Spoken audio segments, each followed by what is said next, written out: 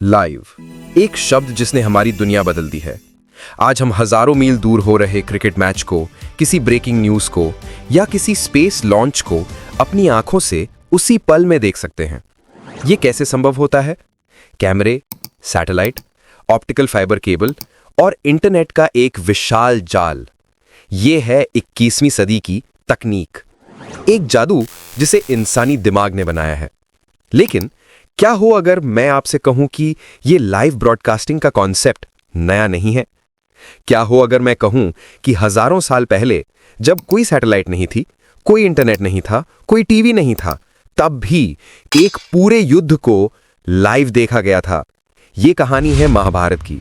ये कहानी है उस नेत्रहीन राजा की जो युद्ध देखना चाहता था, और ये कहानी है उस एक व्यक्ति की जो उसकी आंखें बना। ये कहानी है संजय की। ये है हस्तिनापुर, कुरुक्षेत्र के मैदान से कई मील दूर।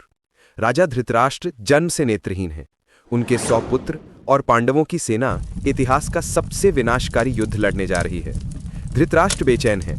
वो जानना चाहते हैं कि कुरुक्षेत्र में क्या हो रहा है, कौन जीत रहा है, कौन गिर रहा है। तभी वहां प्रकट होते हैं महर्षि वेदव्यास, एक महर्षि, एक योगी और इस महाकाव्य के रचयिता।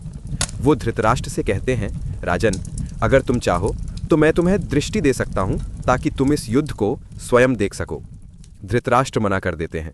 वो कहते हैं, जिन आंखों से मैंने अपने पुत्रों को बचपन में नहीं देखा, उन्हीं आंखों से मैं उन्हें मरते हुए नहीं देखना चाहता।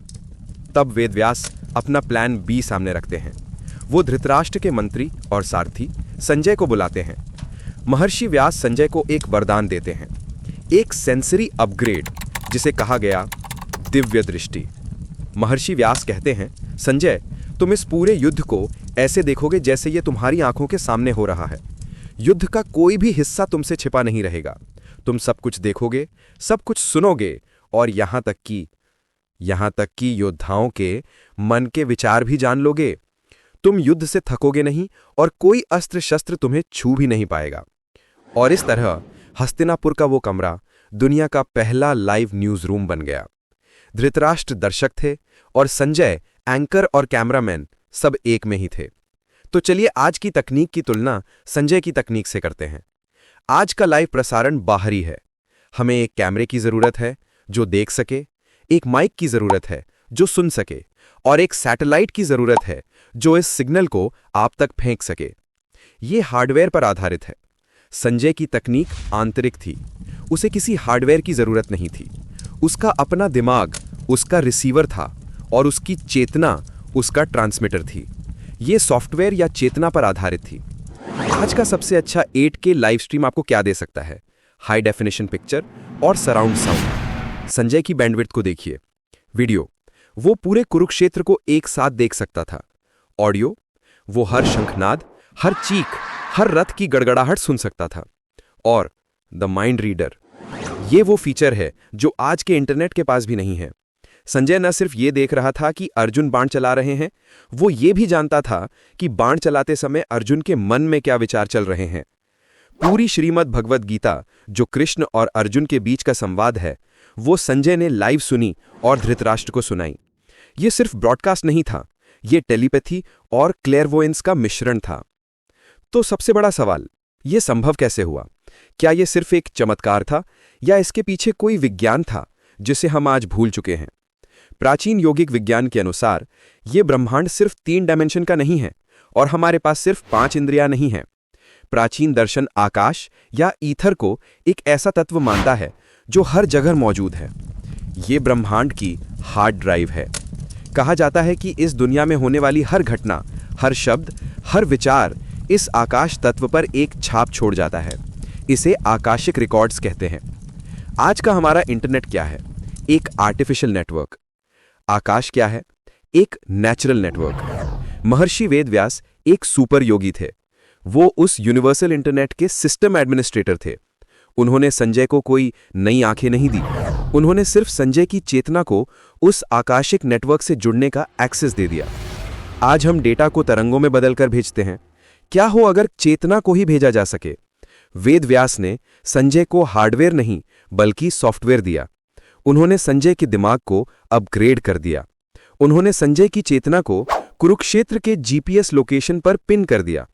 संजय का शरीर हस्तिनापुर में था, लेकिन उसकी चेतना कुरुक्षेत्र में घूम रही थी। वो एक साइबरनॉट था जो अपने दिमाग से ही दूसरे आयामों में यात्रा कर रहा था। आज हम गर्व करते हैं कि हमने फेसबुक लाइव और वीडियो कॉलिंग बना ली। हम हजारों किलोमीटर दूर इंसान को देख सकते हैं। जरा एक पल के लिए सोचिए, मान लीजिए आज से 5000 साल बाद हमारी ये दुनिया, ये डिजिटल सभ्यता किसी कारण से खत्म हो जाती है। हमारे सैटेलाइट गिर जाते हैं, इंटरनेट बंद हो जाता है और सारा ज्ञान नष्ट हो जाता है। और तब एक नई सभ्यता शुरू होती है। उन्हें हमारे पुराने किस्से मिलते हैं, किस्से की कैसे प्राचीन मानव यानी हम एक शीशे के टुकड़े पर, स्मार्टफोन पर हजारों मील दूर बैठे इंसान को लाइव देख सकते थे और बात कर सकते थे। वो नई सभ्यता क्या कहेगी?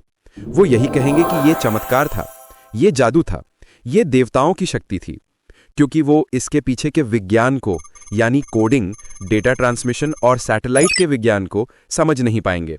उनके लिए हमारा इंटरनेट एक दिव्य वरदान जैसा होगा। तो क्या ये मुमकिन नहीं कि हम आज संजय के साथ वही गलती कर रहे हैं? जब हम दिव्य दृष्टि को चमत्कार या पौराणिक कथा कहते हैं, तो कहीं ऐसा तो नहीं कि हम बस उस विज्ञान को भूल चुके हैं जिस पर वो आधारित थी? फर्क सिर्फ इतना है, हमने मशीनों का विज्ञान खोजा और उन्होंने चेतना का विज्ञान खोजा था। संजय की दिव्य दृष्टि सिर्फ एक कहानी नहीं है, ये मानव क्षमता का एक ब्लूप्रिंट है। ये हमें याद दिलाता है कि सबसे बड़ा सुपर कंप्यूटर, सबसे तेज इंटरनेट और सबसे हाई डेफिनेशन कैमरा हमारे अपने भीतर छिपा है। हमें बस उसे अनलॉक करने वाले महर्षि व्यास को खोजना है या खुद वो व्यास बनना है।